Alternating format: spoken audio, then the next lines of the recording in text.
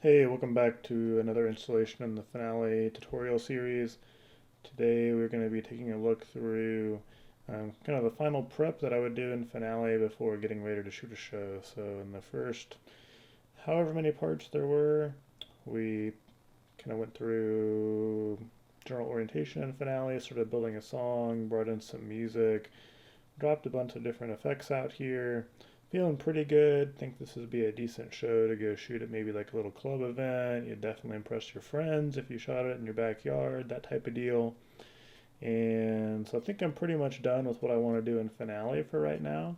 Don't have anything else. I'm out of money for my budget or whatever, so I'm really ready to go on to the next step, which is kind of reviewing that I planned something I can actually do, and then how I would go about printing all the reports I may want, printing labels, things like that. So within the tool, before I get on to printing reports, one useful thing you can do is you can go to, I forget which actual tab it's under up here. I think it's under, it's right here under File Equipment View, or you can just press Control E. This will show you what equipment you've got out on the field. So you've got equipment at center, left, and right. And we've got 3 auto-generated modules, and this is how many pins I'm using at each one. So I need 9 Cobra 18M modules if I wanted to shoot this show. That's not too bad. That's a decent sized show. It's quite a bit for 3 minutes, but that's a pretty nice show that we're putting together too. So I can hit Control E, that goes away. I also may want to check all my pre-fire times. We talked about how for most things 0.05 is your optimal pre-fire time. So I can hit Control F and take a look at my firing view. You can use this little guy right here to expand it, make it a lot bigger, makes it a lot easier to read through. And then you can scroll through it and just kind of take a browse. So right now I'm going to look through this pre-fire time column, and I see I got a couple of things here with a zero point 0.3 pre-fire, and that's exotic mash. So that's a cake, and I think based on where it is, I'm alright if it starts a little later than I had planned. So I'm not too worried about that. I'm not going to bother changing it. You can kind of scroll down here. Everything's looking 0.5, zero point 0.5. Got some more cakes in here. They're also pulling in at zero point 0.3. Again, it's a cake. I don't really care if it starts exactly on the dots. I don't think I'm going to worry about that right now. Another cake. Really main part is that my comets and mines are all 0.05, and they are. Now if I wanted to do anything in here, like make any notes that would print onto my labels, I can add them over here. Um, I don't really have anything to notate right now, um, but maybe we'll just make something up and we'll come in here in this wacky tobacco and we'll say like trim finale shoot separate, separate, separate. I don't know how to spell it. Yeah, so I'll show you how that pulls into the labels in a second here.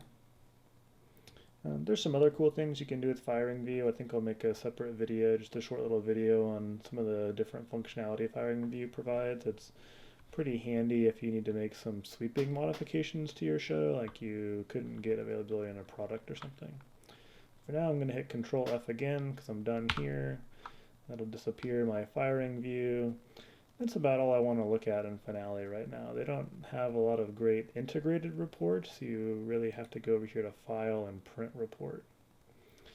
And this one prints as a PDF. The rest of them print as HTML. Not sure why. The one I usually start out with though is this show summary, and I've actually already went through and made all these just to make it a little quicker. So there's my labels, but let me pull up my show summary here.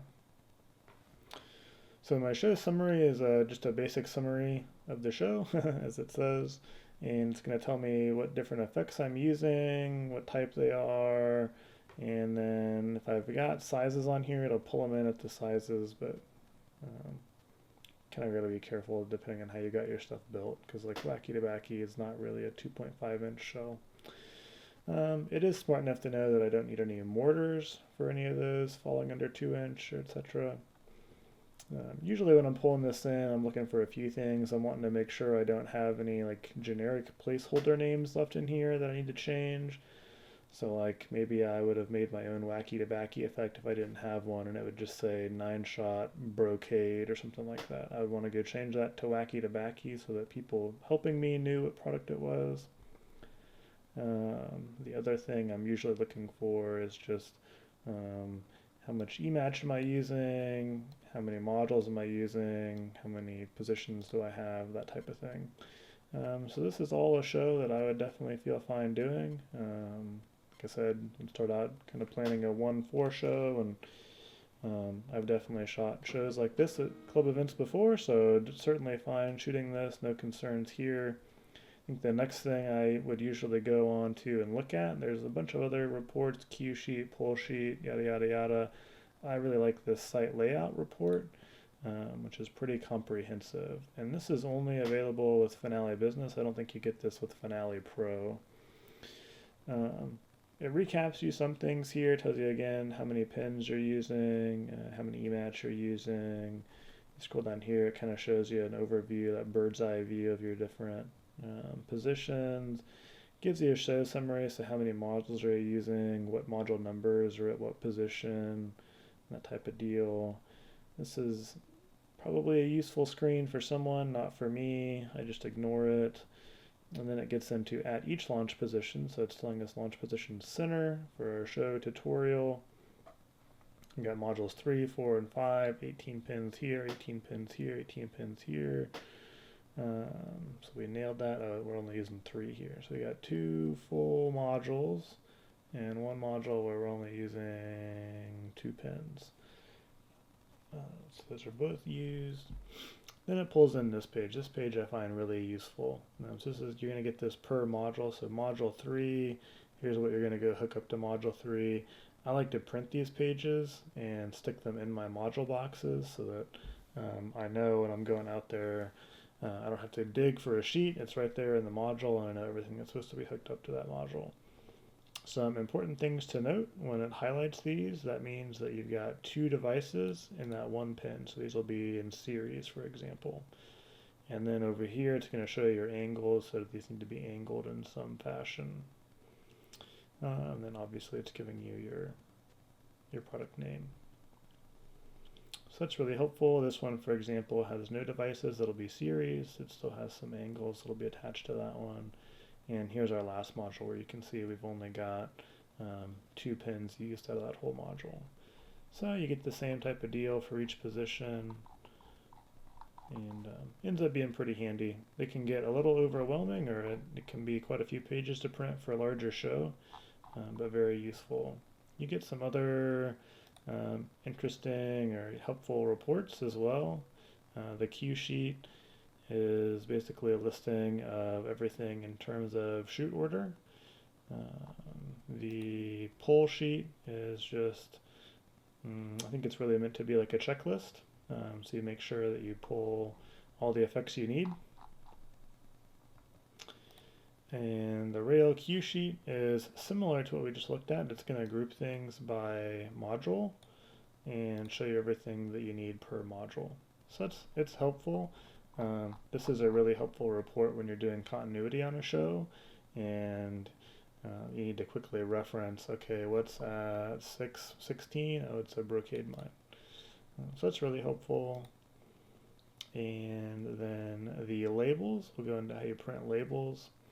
So your labels can get several different templates that they support. Usually I'm using one of these 2, either the top one, which is the small labels, which you get like 80 labels per sheet on them, so that's pretty economic. Or these ones you get whole 30 labels per sheet, I want to say. These are a little bit bigger. They display the notes better and actually display the pin and firing the pin and module twice on the label, so if the label like rips in half, you still have a decent chance of having that information on there. I found you always want to use this 4th option, sort by location, caliber, product ID, launch position, and address. And the really important thing is that you're sorting by product ID before launch position. The reason for that is if you've got a bunch of like those Brocade comments in this show, it's going to put all of the Brocade comment labels in the same spot on the label sheet. I'll show you what I mean here. So these are the labels, and it's pulling in all of my Brocade mines for all 3 positions in the same area of the sheet. It's very helpful because you're likely pulling them all out of the same box and then sorting them rather than having them already sorted when you start. So it's very helpful, so you can go through and label all of your Brocade mines, for example, and then move on to the next thing. So in general, these are what the Finale labels look like. This will be your module number here. This will be your pin number here. Oops, I don't know what I'm doing here. Go away. This here is your launch position. This is our left, center, right that we had defined. Right here it tells you your angle. This is always like your stage left and stage right. So if you're the audience looking at the effect, it should be to the, when the audience is looking at it, it should go left. And then again, you get your address and pin over here. So you get that on there twice. And then let me find Wacky Tobacco so I can show you where those notes pull in. Actually, here's another important thing that it does.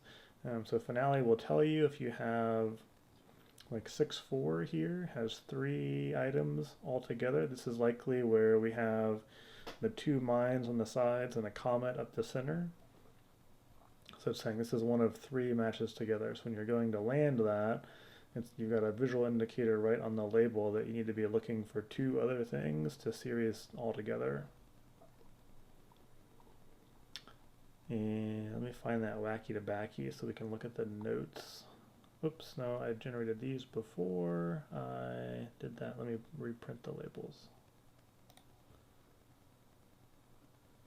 So I like to print this 4th one, create the PDF.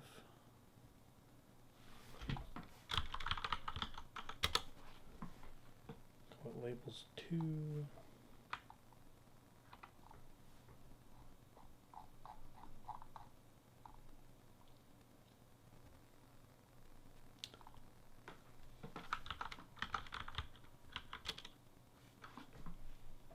And there's my notes.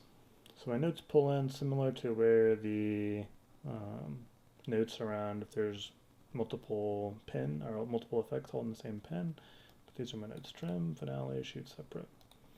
So sometimes we'll use this to indicate, does the cake need to fire left or right instead of right to left? So like maybe face the cake backwards. If it's like a zipper cake, you might indicate that you need to ignite both ends of the cake. You may indicate you need to trim the finale and shoot it separate. What else might you indicate? There's just, endless things that you might indicate on here. If you're using fan sweeps, like from 76, this might be where you indicate if you want to ignite it on the left side or the right side, that type of thing. Very useful.